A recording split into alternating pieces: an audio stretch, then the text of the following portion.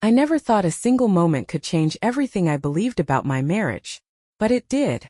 It happened with something so small, so seemingly insignificant, that I almost brushed it off. Almost. It was a Thursday evening. I was folding laundry on the couch when I saw him sitting at the dining table, scrolling through his phone. His face was calm, focused, nothing unusual. Then I noticed it. The way his thumb lingered a little longer on the screen before swiping up. A slight pause. A hesitation. I squinted at him, confused. "Did you change your password?" I asked, folding one of his t-shirts and tossing it onto the pile. He didn't look up. "Yeah," he said simply, still tapping away. "Why?"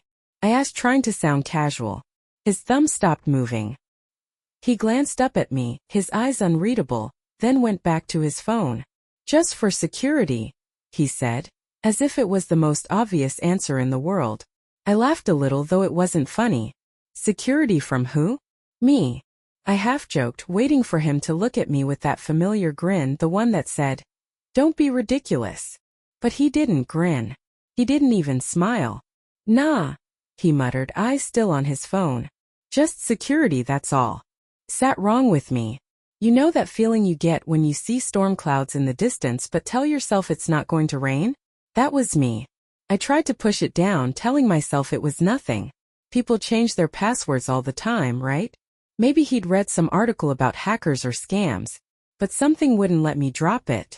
That night, I lay in bed, staring at the ceiling while he slept beside me. His breaths were slow, steady, like he had not a single worry in the world. Meanwhile, my mind was racing. "Just security," he'd said. But from what? From me? From someone else? I glanced at his phone on the nightstand, screen dark and silent. It had never been off-limits before. If I needed it to look something up, he'd toss it to me without a second thought. He even asked me to reply to his texts sometimes while he drove. But now it had a wall. A wall I wasn't allowed to climb. I told myself to sleep. "Don't be that wife," I whispered in my mind. "Don't be paranoid. Trust him." But at 2:47 a.m. I woke up. I'm not sure what woke me. A dream, a sound, or maybe it was just the gnawing feeling that had been eating at me all night. I rolled over, my eyes barely open, and that's when I saw it. He was sitting on the edge of the bed, his back to me, phone in his hands. The faint glow of the screen lit up his face in that eerie blue light. He was being so careful, his body hunched forward, his movements slow and quiet. I watched. I didn't say a word. Then I saw it. He tilted the phone just enough for me to see his thumb swipe up. 4-2-9-1. 4-2-9-1. My heart pounded in my chest. My breath caught in my throat. I closed my eyes as he glanced back over his shoulder, maybe to check if I was awake. I kept my breathing steady, pretending to be asleep, every muscle in my body tense like a coiled spring. When he finally put the phone back on the nightstand and lay down beside me, I didn't move. I didn't breathe. I just memorized it. 4-2-9-1. The next morning, I woke up to the sound of the shower running. He always took long showers on Fridays. It was his unwind day, he called it. That gave me time. My heart was beating so hard I thought it might crack my ribs. I told myself, "Don't do it. Don't be that woman." But the voice inside me, the one that had been whispering to me since last night, was louder. "If you do nothing, you'll never know." Before I could talk myself out of it, I reached for his phone. My hands were shaking so badly that I almost dropped it. I swiped up. The keypad appeared. 4-2-9-1. The screen unlocked. I just sat there for a second, staring at it. My breathing was shallow, fast. It felt like I was about to open Pandora's box, and once I did, I'd never be able to close it. "Don't do it," I told myself again. But I did. His WhatsApp was already open. I don't know if he forgot to close it or if he was careless. I wish he had been more careful.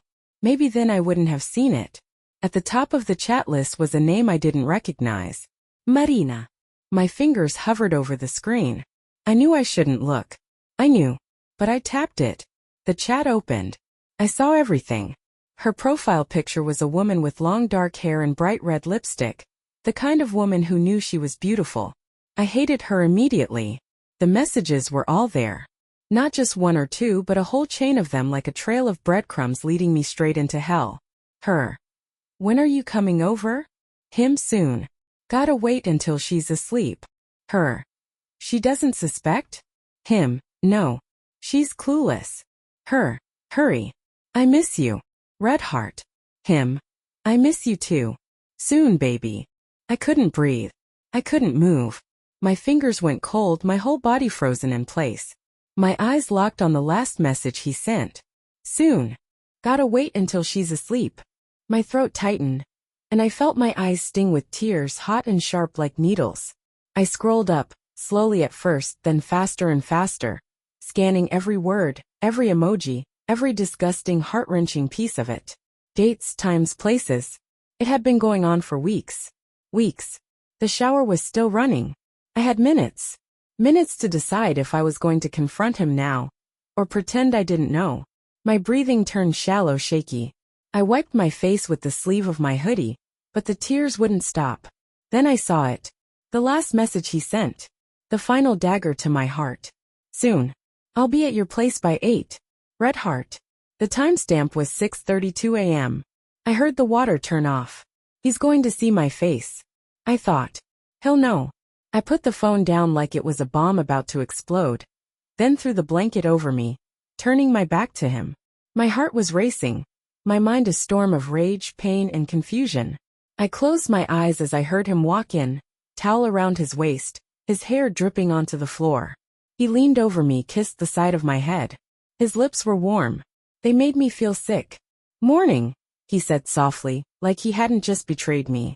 Like he hadn't just destroyed me. I didn't answer. I stayed quiet, my eyes shut tight. He didn't seem to notice. He walked away, whistling some stupid song under his breath as he got dressed. I stayed there, every muscle in my body tense, every thought screaming at me. What now? What now? But I didn't have an answer. Not yet. All I knew was that I would never unsee those messages. I would never unlearn that password. For -2-9-1. It was seared into my mind like a brand. Just for security, he'd said. He was right about one thing. It was for security, just not mine. The rest of that day was a blur. I moved through it on autopilot, like I wasn't even in my own body. I made breakfast, poured his coffee, even laughed at one of his dumb jokes. But inside I was screaming. Every glance at him felt like a fresh wound. Every time he smiled, it felt like he was mocking me without knowing it. I wondered how many mornings like this he'd lived. Pretending, lying, acting like the perfect husband while texting her under the table. I watched him. I watched everything. The way he scrolled through his phone while sipping his coffee. How he'd smirk to himself every now and then like something on the screen was funny. I knew better now. I knew he wasn't laughing at a meme. He was probably reading something she sent him. My stomach twisted, but I kept stirring the eggs like nothing was wrong. Everything okay? He asked, looking up at me.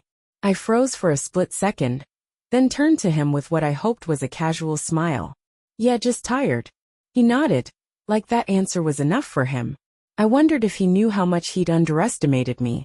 That whole day, I felt like I was living in two worlds.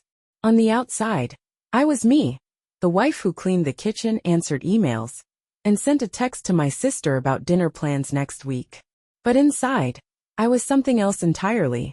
I was calculating, watching, waiting. I kept replaying those messages in my head, especially the last one. I'll be at your place by 8. It was seared into my memory, like a stain that wouldn't wash out. I knew I had until then to figure out what I was going to do. Confront him? Pack a bag and leave? Follow him and see it with my own eyes? Each option made me feel sick. By noon I had a plan. It wasn't perfect, but it was something. He was working from home that day, so I knew he'd stay in his office for most of the afternoon. That gave me time. I went upstairs to the bedroom, locked the door, and sat on the bed, my hands shaking as I opened my laptop. If he could play this game, so could I. I started by searching for Marina. I didn't have much to go on. Just her first name and that smug profile picture. But I knew a thing or two about social media. I searched Facebook, Instagram, even LinkedIn. It took me a while, but eventually I found her. Her profile was public. Of course it was. Women like her want to be seen. Her bio was filled with inspirational quotes about living your best life and never settling for less. The irony almost made me laugh. Her photos were exactly what I expected. Beach selfies, gym shots, her lips pursed in that fake little pout. She was younger than me, prettier too in that shallow airbrush kind of way. I clicked through her pictures, each one adding more fuel to the fire burning inside me. I wondered if she knew. Did she know he was married? Did she care? I found myself scrolling further back, looking for clues, trying to piece together how long this had been going on. Then I saw it. A photo from 2 weeks ago. She was sitting at a cafe, holding a latte with a little heart drawn in the foam. Her caption read, "Morning dates are the best, red heart." The comment section made my heart stop. There was his name. My husband. He didn't use words. Just a fire emoji. A fire emoji. On her photo. I sat back staring at the screen, feeling like I'd been punched in the chest. He wasn't even being careful. He was doing it right in front of me like I was too stupid to see it. My hands hovered over the keyboard, itching to type something. I wanted to comment. I wanted to expose them both right there for everyone to see. But I didn't. I couldn't. Not yet. I needed more than a screenshot of a fire emoji. I needed something undeniable. I closed the laptop, sat there for a moment, and let out a breath I didn't even know I was holding. My hands were still shaking, my heart pounding so hard I could feel it in my ears. Tonight, I told myself. Tonight I'll know everything. The hours crawled by after that. I cleaned the kitchen twice, vacuumed the living room, and scrolled through my phone without really seeing anything. Every so often I'd glance at the clock. 3 o'clock, 4:30. 6:15. He was still in his office, headphones on, talking to someone on a Zoom call. I wondered if she was texting him right now, telling him to hurry up, telling him she couldn't wait to see him. By 7 o'clock, he finally came out of the office. He stretched, rubbing his neck like he'd been working so hard all day. I stayed quiet, folding laundry on the couch, watching him from the corner of my eye. "Hey," he said, walking over to me. "I'm gonna head out for a bit. Joe wants to grab a beer." Joe. Right. His best friend Joe, who apparently existed only when he needed an alibi. "Okay," I said, folding another towel. My voice was so calm, so normal I almost believed it myself. "You sure you're good?"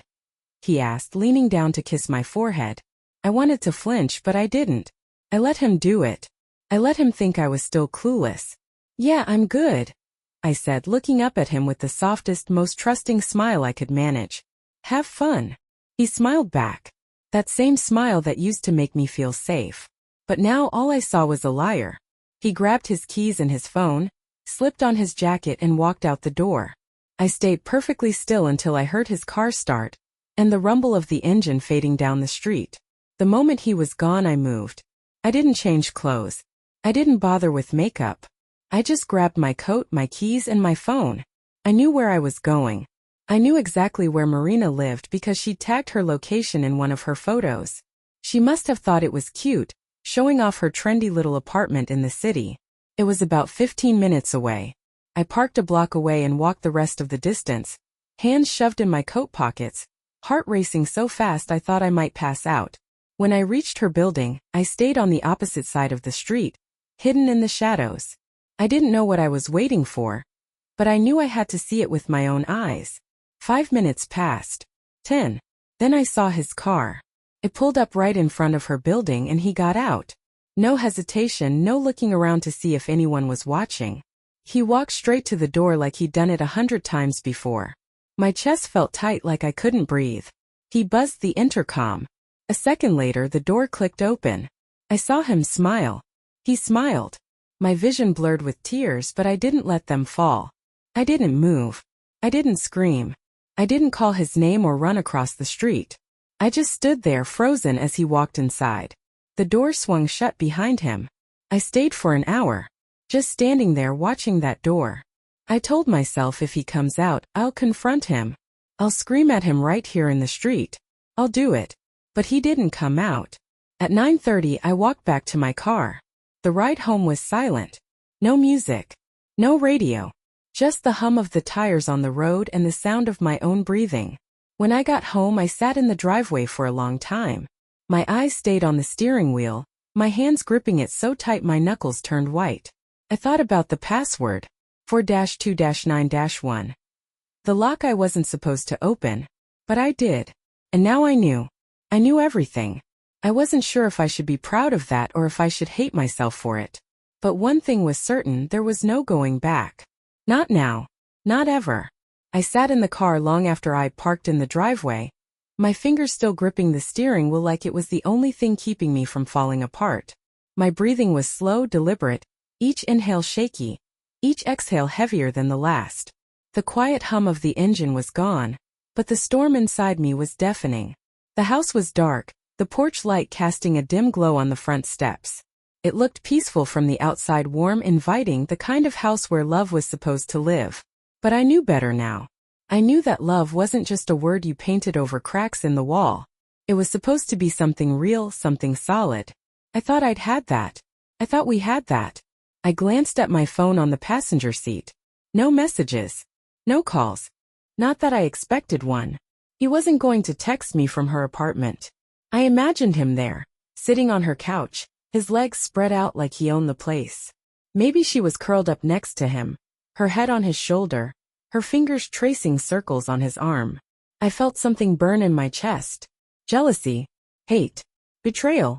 It all swirled together until I couldn't tell one from the other. My thumb hovered over his name in my contacts. I could call him. Just one call.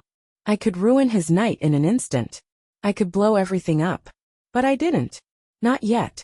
I finally let go of the steering wheel and wiped my hands on my jeans, feeling the sweat on my palms. I wasn't ready to go inside. Not into that house. Not into our house. The house where we had movie nights on the couch, where we hung photos from our wedding on the wall, where we laughed, argued, and lived like we were untouchable. That house wasn't mine anymore. I tilted my head back against the headrest and closed my eyes. Images of his face flashed in my mind. The way he smiled at me this morning. The way he kissed me on the forehead before he left. It felt so normal then. It felt real. But now I knew it was just another performance. How long had he been acting? I wondered. How long had I been his audience, clapping for him like a fool? I didn't know how much time passed, but eventually, I forced myself to move. I grabbed my phone, stuffed it into my coat pocket, and stepped out of the car. The air was colder than I expected, sharp against my skin. I locked the car with the press of a button, the beep echoing into the night, louder than it should have been. Inside, the house smelled like him. That clean, familiar mix of his cologne and the detergent we always used. My throat tightened. I hated how comforting it still felt. I kicked off my shoes at the door and stood there for a moment, letting the silence settle in around me. It was too quiet. No TV, no music, no footsteps coming down the hall. Just the steady hum of the fridge in the kitchen. I walked to the living room and sat on the couch, staring at the spot where he always sat. His spot. The cushion was still dented from where he'd been sitting earlier. I stared at it for so long that my vision blurred. I blinked away the tears that had started to pool in my eyes, biting the inside of my cheek until I tasted blood. I should leave, I thought. I should pack a bag, walk out the door, and never come back. But I didn't move. Instead, I pulled out my phone. My fingers hovered over the screen. My chest felt tight again. I scrolled back to the messages I'd seen on his phone. Her name burned in my mind. Marina. It wasn't even a name I recognized. She wasn't one of his co-workers. She wasn't a friend of ours. She wasn't anyone I'd ever heard of before. She was just there. A stranger who had somehow inserted herself into my life without me noticing. I opened Facebook again. Her profile was still there, still public, like she had nothing to hide. I clicked on her profile picture, zooming in on her face. Her makeup was flawless, her smile bright and sharp like she knew she was winning at something I didn't even realize was a competition. I hated her. I hated that she was pretty. I hated that she looked so happy. I could message her. The thought hit me like a jolt of electricity. I could message her right now. I could say, I know. 2 words. That's all it would take to rattle her world. But I didn't. Instead, I went back to his messages. I read them again. I read them slowly this time, word by word, letting each one sink in. It felt like pouring salt into an open wound, but I couldn't stop. Soon. Gotta wait until she's asleep. No. She's clueless. I'll be at your place by 8. I gritted my teeth so hard I thought I might crack one. Clueless. That was what he thought of me. Clueless. Like I was blind. Like I wasn't smart enough to see the signs. Like I didn't feel it every single time his phone buzzed. And he turned it face down on the table. Not anymore. I stood up, my heart pounding in my chest. My legs felt shaky, like they might give out beneath me, but I stayed on my feet. I walked to the kitchen, opened the cabinet where we kept the wine, and pulled out a bottle. Red. I didn't even check the label. I just twisted off the cap and poured it straight into a glass. I drank it too fast. The burn was sharp at first, but after a few sips it didn't matter. It felt warm going down, and I needed warmth right now. I stared out the window, watching the streetlights cast long shadows across the empty road. Every car that drove past made my heart jump, like maybe it was him coming home. But it wasn't. I leaned on the counter, gripping the edge so hard my fingers turned white. My thoughts were spinning so fast I could barely keep up with them. Do I confront him? Do I wait for him to come home and throw it all in his face? Do I leave? I drank more wine. It didn't help. At some point I realized I was pacing back and forth across the kitchen, chewing on my thumbnail like I used to do when I was a kid. I'd stopped doing that years ago, but tonight I couldn't help it. I felt like a caged animal, back and forth, my mind running laps around itself. I glanced at the clock. 9:42. He was still with her. I knew he was. I pictured them on her couch, his phone on silent, his arm draped around her like she was his instead of me. The image made me want to throw something, break something. But I didn't. I just kept pacing. Then I stopped. My eyes locked on the kitchen table. His laptop. It was still there. His work laptop. He always left it there, charging overnight. I knew his password. He'd given it to me once when he needed me to email something for him. He never thought to change it. My hands moved on their own. I sat down, opened it, and typed in the password. It unlocked instantly. Emails. Calendar invites. Slack messages. Normal stuff. Boring stuff. But I wasn't looking for that. I went straight to his Google account. I clicked Manage Devices. There it was. His phone. His location. Live location. Clicked it. A small map appeared, showing a little blue dot on the screen. It wasn't at a bar with Joe. It wasn't anywhere near him. The blue dot sat right there, in the exact spot where Marina's apartment was. I stared at that little dot for a long time. It didn't move. It just sat there like it was mocking me, telling me everything I already knew but didn't want to believe. My hands felt steady now. No more shaking. No more doubt. I closed the laptop, stood up, and grabbed my coat. This time I wasn't going to stand across the street. This time I was going to knock on the door. And I wasn't leaving until someone answered. I drove without thinking. No music, no distractions. Just the sound of the tires humming steadily against the pavement. My fingers gripped the steering wheel so tightly that my knuckles turned white. My heart wasn't racing anymore. It had slowed into something darker, heavier, like a steady drumbeat before a storm. The streets were quiet, lined with dim streetlights that flickered every now and then. Each light passed over the windshield, washing me in flashes of yellow, then darkness, yellow, then darkness again. It felt like I was slipping in and out of reality, moving toward something I knew I couldn't turn back from. Marina's apartment was only 15 minutes away, but it felt longer. Every red light felt like it was mocking me, making me sit there, trapped with my own thoughts. I could see them so clearly in my mind. Him, stretched out on her couch, one arm draped lazily around her shoulders like it was the most natural thing in the world. Maybe his jacket was tossed over the back of a chair. His shoes neatly by the door, just like he did at home. At home. This was his home. I was his home. But not tonight. Tonight he was there. I gritted my teeth, swallowing the lump that had been forming in my throat since I left the house. I wouldn't cry. I wouldn't give him that. My chest felt tight, but it wasn't sadness anymore. It was something sharper, hotter. Anger. Pure, un filter de rage. I didn't know what I was going to do when I got there. I didn't have a plan. I just knew I had to see it for myself. If I stayed at home, I'd go crazy imagining it. But if I saw it, if I saw them together with my own eyes, then I would know. No more doubt. No more second-guessing myself. I pulled onto her street, slowing the car as I scanned for his. It didn't take long to spot it. There it was, parked right outside her building like it belonged there. His dark gray SUV, the same one we'd bought together 3 years ago. I remember how happy he was that day. How he joked about being a real adult, now that he had an SUV instead of his old beat-up sedan. I pulled up a little further down the street and parked. I sat there for a moment staring at his car. My hands were still on the wheel, but my grip had loosened. My chest felt hollow, like all my anger had been sucked out and replaced with something worse. Numbness. He was inside.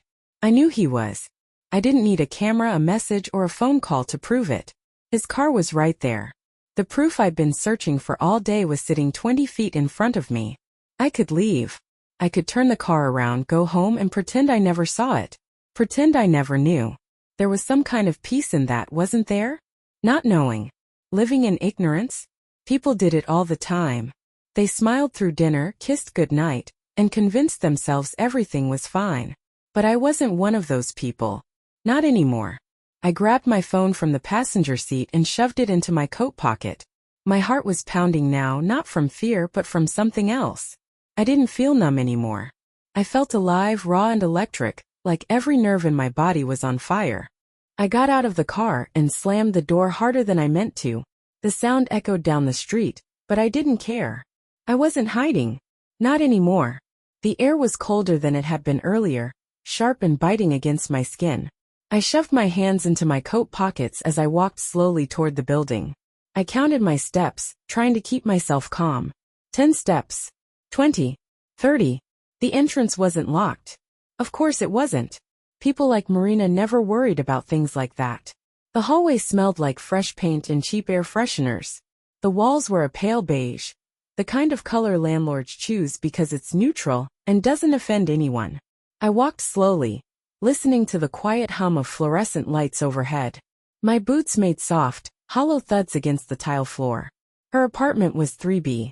I knew that because she'd posted a photo from her kitchen once, and I'd recognized the number on the door in the background.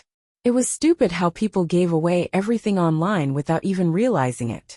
But tonight I was grateful for it. When I reached 3B, I stopped. My chest felt so tight it hurt to breathe. I stared at the number on the door for a long time, just letting it sink in. This was it. No turning back. I raised my hand to knock but hesitated. What if I'm wrong? Whispered a small voice in my head. What if it's not what you think it is? I almost laughed. Wrong. How could I be wrong? His car was outside.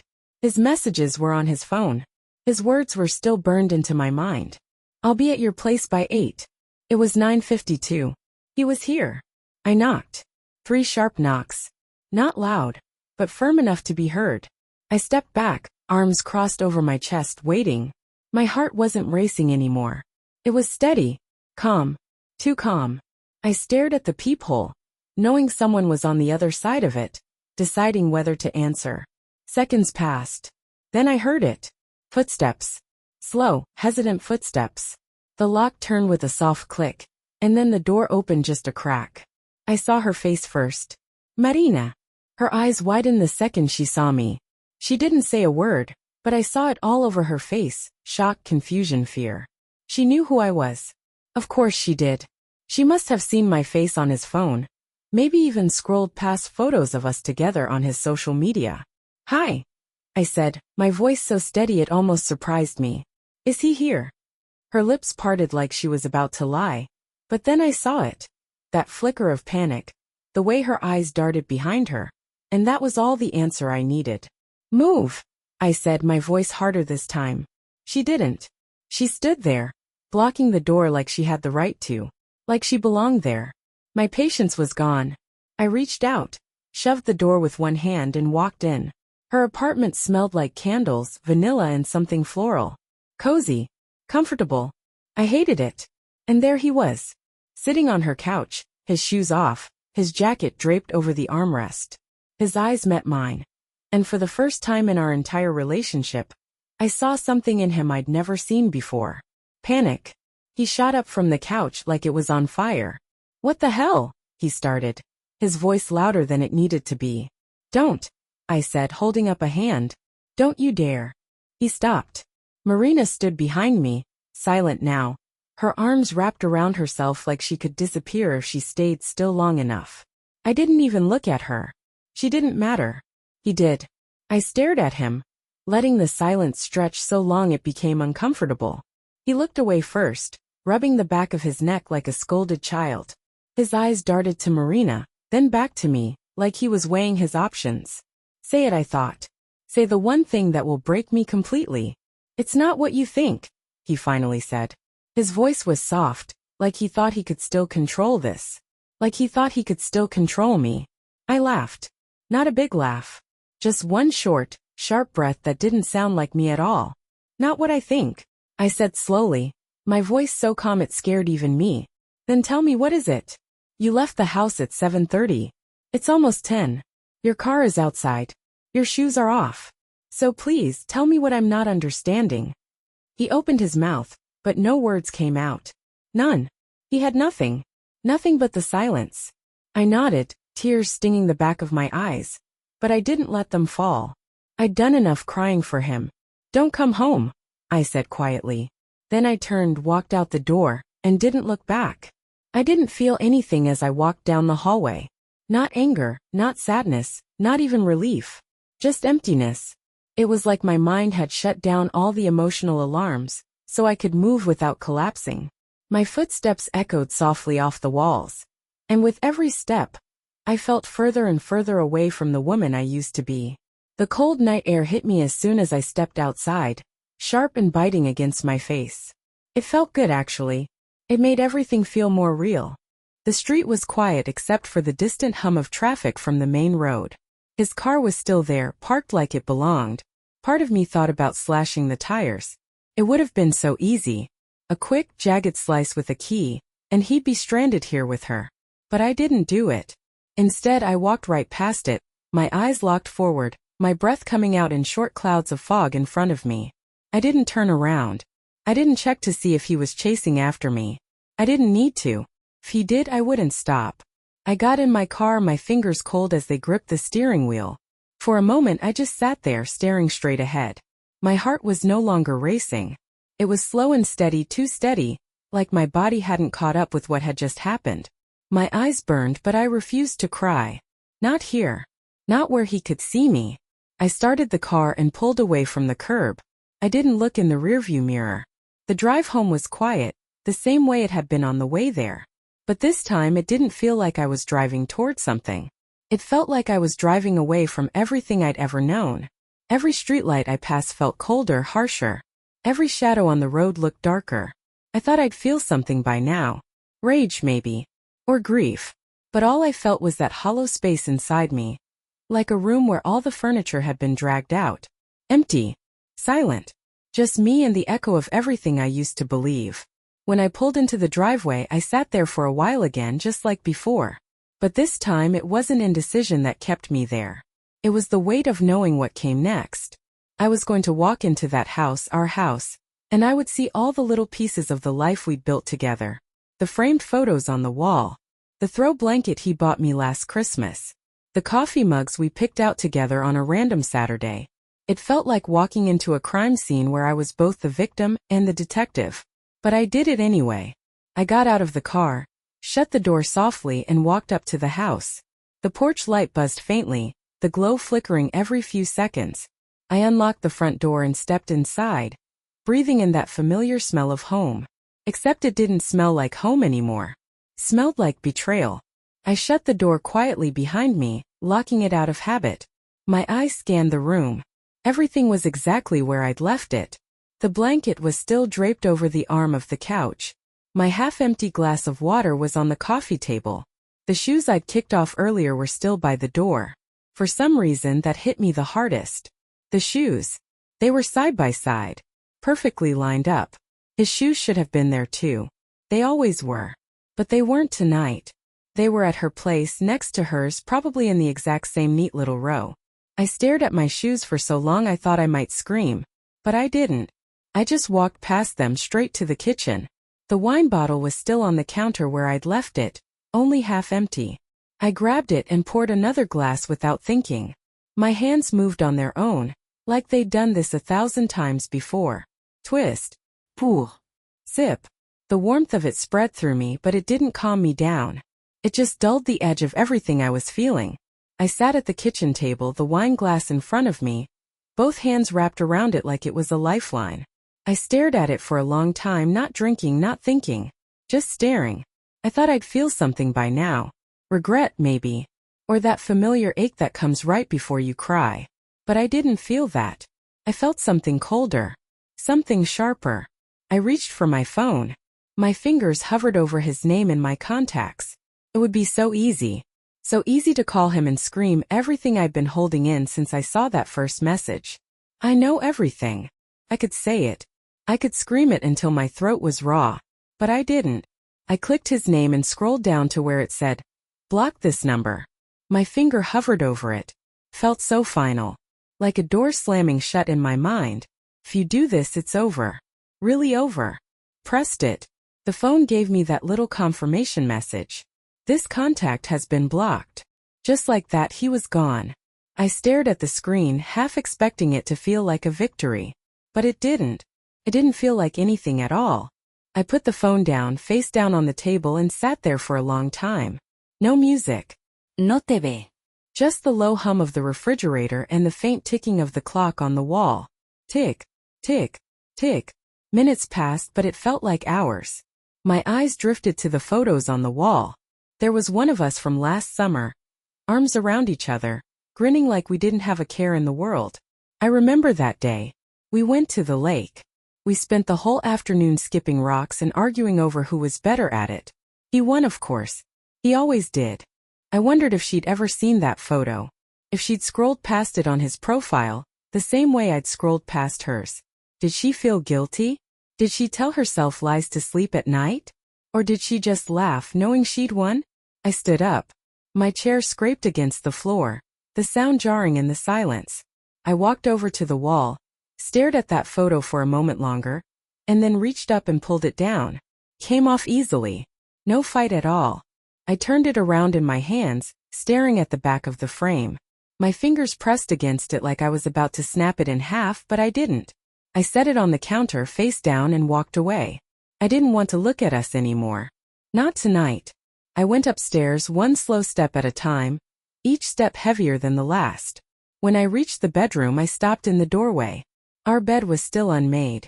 The sheets twisted from when I'd tossed and turned the night before. His pillow was still there, dented where his head had been. I walked over, grabbed his pillow, and threw it on the floor. The bed looked different without it. Smaller. Like half of it had disappeared. I sat on the edge of the mattress, elbows on my knees, head in my hands. My eyes burned, and this time I didn't fight it. I let the tears come. They slid down my face silently, warm and hot and relentless. I didn't wipe them away. I let them fall. Minutes passed. Maybe hours. I didn't know. Eventually, I lay back on the bed, staring up at the ceiling, my face still damp. I blinked slowly, watching the shadows shift across the ceiling as cars passed outside. I listened to every sound, the distant rumble of traffic, the low creak of the house settling, the soft, steady beat of my own heart. I didn't know what would happen tomorrow. I didn't know if he'd come home. But one thing was certain. If he did, he wouldn't find me waiting. Not this time. Not ever again. I woke up to sunlight leaking through the curtains, sharp and unforgiving. It wasn't the kind of gentle morning glow that slowly warms the room. It was the harsh, blinding light that forces your eyes open, even when you don't want them to. My head throbbed with a dull ache, probably from the wine, but I didn't care. I blinked up at the ceiling, my body feeling heavier than it had the night before. For a moment, I didn't remember everything. For a moment I was just there, lying in bed, wrapped in blankets, still half asleep. My mind hovered in that soft, empty space where nothing hurts. But then it hit me. All at once. The messages. The address. The blue dot on the map. Her face behind the door. His face behind her. My chest tightened like I'd been punched. I squeezed my eyes shut, but it was too late. I was already wide awake. Reality doesn't let you hide once it's caught you. Pulls you in, forces you to see everything for what it really is. No filters. No soft edges. I turned my head toward his side of the bed. Empty. Cold. Of course it was. What had I expected? That he'd sneak in at 3 a.m. like nothing had happened? That he'd slide under the covers and act like everything was normal? No. He was smarter than that. Cowards like him always are. I sat up slowly, every muscle in my body sore like I'd run a marathon. My eyes felt swollen from crying, and I could taste the bitterness of sleep on my tongue. I rubbed my hands over my face, letting out a long, shaky breath. My phone was still on the nightstand face down where I'd left it. I stared at it for a while, knowing exactly what I was going to see when I picked it up. No missed calls. No messages. Not from him, at least. But I checked anyway. I reached for it, flipped it over and unlocked it. My thumb hovered over his name out of habit before I remembered I'd blocked him. For a second I thought about unblocking him just to see if he tried to call, but then I stopped myself. No, don't do that. Don't give him that power. Instead, I scrolled through my notifications. One from my sister. Hey, you okay? Haven't heard from you. I stared at it for a moment, fingers hovering over the keyboard. No, I'm not okay, I thought. I'm the farthest thing from okay. But I didn't type that. Instead, I replied, yeah, just busy. I'll call you later. Lie. But I wasn't ready to explain. Not yet. I tossed the phone back on the bed, letting it bounce onto the blanket. My eyes drifted to the closet, and a thought crept into my mind before I could stop it. His clothes are in there. Shirts, jackets, jeans, ties, all of it. Pieces of him, hanging neatly like they belonged here. They don't belong here anymore. I stood up before I could talk myself out of it. My feet moved on their own, carrying me to the closet. I opened the door and just stood there, staring at everything lined up in perfect rows. His side was so organized, every hanger space just right. His shoes neatly lined up on the floor. I hated it. I hated how normal it all looked. Like nothing had changed. But everything had changed. I reached out and grabbed one of his shirts.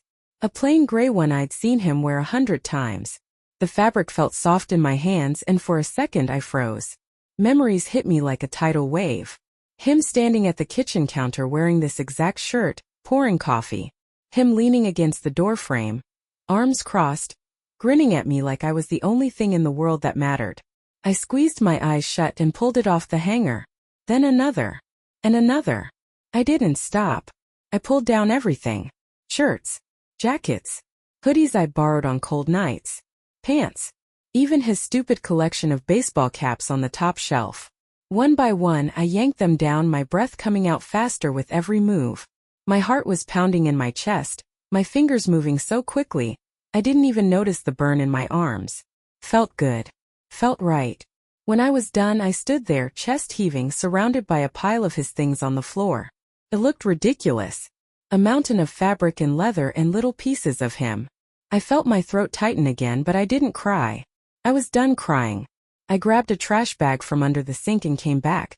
My jaw clenched so tight it hurt. One by one I stuffed his clothes into the bag. I didn't fold them. I didn't care. I shoved them in, twisting the bag to make everything fit. Shirts, pants, socks, shoes, it all went in. I didn't stop until the closet was empty, until his side looked as hollow as I felt. I tied the bag shut, lifted it and dragged it down the stairs. It hit every step on the way down, thump thump thump, like a body being dragged behind me. I didn't care. Could break for all I cared. When I reached the front door, I opened it and dragged the bag outside. The cold air hit me again, but this time I welcomed it. It felt clean. Fresh. I walked to the curb and dropped the bag on the ground next to the trash cans. There. Done. I wiped my hands on my jeans like I was dusting him off me. It wasn't much, but it felt like something. Felt like the first step. When I went back inside, I closed the door, locked it, and leaned against it for a second. The silence felt different now. It wasn't empty. It was peaceful. Like I'd cleared out a piece of the weight I'd been carrying. Not all of it, but some. I walked back to the kitchen, poured another glass of water, and drank it slowly, feeling it cool me from the inside out. My mind was still racing, but it wasn't spiraling anymore. It was sharp. Focused. What now? That was the question, wasn't it? What now? I sat down at the kitchen table, staring at the blank wall ahead of me. I could feel it, the shift. I could feel it in my chest, in my bones. I wasn't the same woman I was yesterday. I wasn't the woman who folded his shirts and laughed at his dumb jokes and believed him when he said, "Just security." No, I was someone else now. I glanced at the clock. 8:12 a.m. He might still be at Marina's. Maybe they were eating breakfast together. Maybe he was sitting at her kitchen table, drinking coffee from one of her mugs, laughing at something she said. The image should have crushed me, but it didn't. Not anymore. I picked up my phone again, scrolling through my contacts until I found his name. Even though he was blocked, I could still see it. Just his name. No photo, no emoji, just plain text. It looked so small, so insignificant. I hovered over it for a second before I tapped it. Delete contact? My finger hovered over the screen. I didn't hesitate this time. I pressed delete. His name disappeared. Just like that. Gone. I set the phone down and stared at the kitchen table, my fingers tapping against the wood. My mind was quieter now. No more noise. No more doubts. I thought about what I'd do next. I call my sister. I tell her everything. I pack a bag for myself this time, not for him. For me. I go stay with her for a while. Maybe longer. I call a lawyer. I'd be smart, careful, patient. And most of all, I'd be free. I picked up my glass of water, leaned back in the chair and took a long, slow sip. I didn't know where I was going from here. But I knew one thing for sure. I wasn't going back. I sat at the kitchen table for a while, letting the quiet wrap around me like a blanket. For the first time in what felt like forever, it wasn't a suffocating silence. It didn't press down on me or make me feel small. It just was. No hidden meanings. No lies hiding in the spaces between the noise. Just peace. I ran my fingers along the edge of the table, feeling every groove, every little scratch we'd made over the years. I remembered the night we'd accidentally chipped it while moving the chairs too fast. He'd laughed, kissed my forehead and said, "It just adds character." I shook my head, breathing out a bitter laugh. Character? What a joke. If this house had character, then I was living in a haunted mansion. Every room had ghosts now. Memories that used to feel warm but were now just cold, hollow echoes of something I couldn't get back. My eyes shifted to the photo on the wall. The one of us at the lake. My fingers twitched. I didn't want to look at it anymore. I didn't want to see his face looking back at me like he was still the man I thought he was. I stood up slow but steady, my eyes never leaving the photo. My bare feet moved silently across the floor. No hesitation this time. I reached up, pulled it off the wall, and stared at it for a moment. We looked so happy in it. Him in that blue t-shirt he wore every summer, me in sunglasses too big for my face.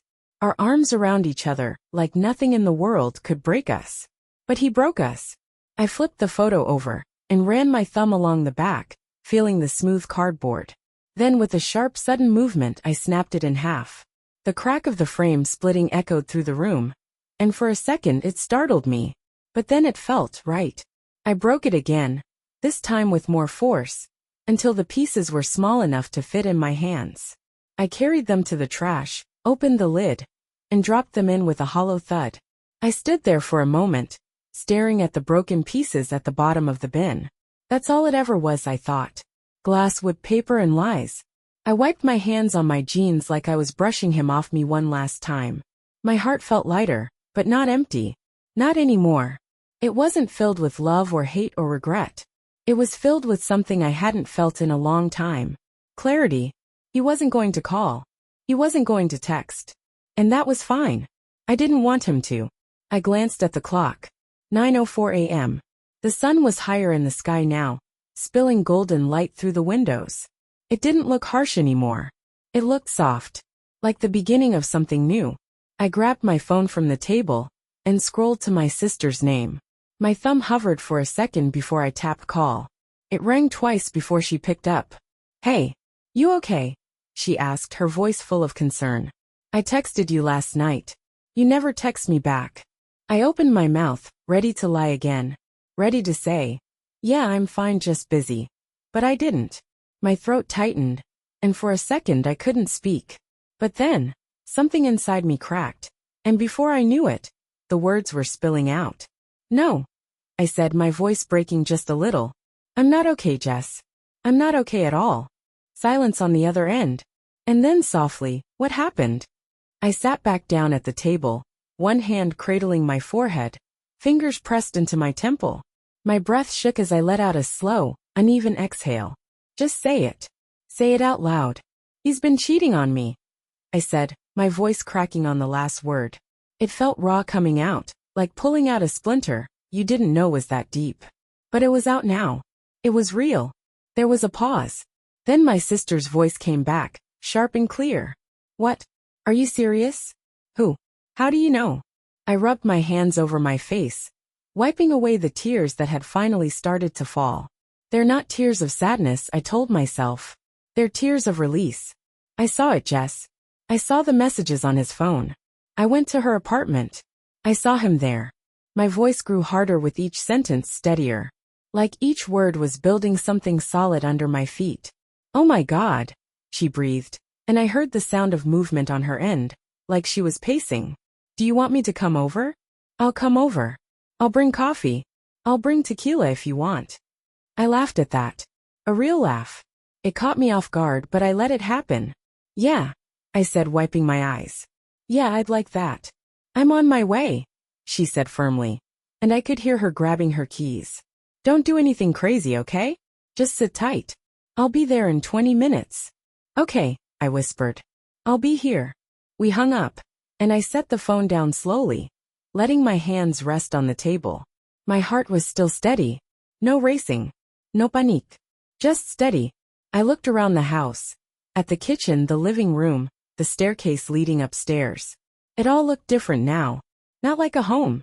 Not like our home. It was just a house. Just walls, floors, and furniture. Nothing in it could hurt me anymore. He was gone. His clothes were gone. His name was gone from my phone. I stood up, walked to the front door, and unlocked it. I didn't need to hide behind it anymore. Not from him. Not from anyone. I sat on the couch, pulling the blanket over my lap, and leaned back, letting the warmth of it settle around me. I closed my eyes for a moment, letting the sunlight wash over me. For once it didn't hurt. It didn't blind me. I felt something shift inside me. It wasn't big. It wasn't loud.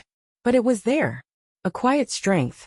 A small, steady flame that I knew would never go out. My sister would be here soon. I would be okay. Not today. Not tomorrow. But eventually. And when he finally realized what he'd lost, when he finally looked around and saw that I was gone, he'd call. He'd text. I knew he would. But by then it would be too late. I leaned my head back against the couch, let out a breath I'd been holding for far too long, and finally I felt free.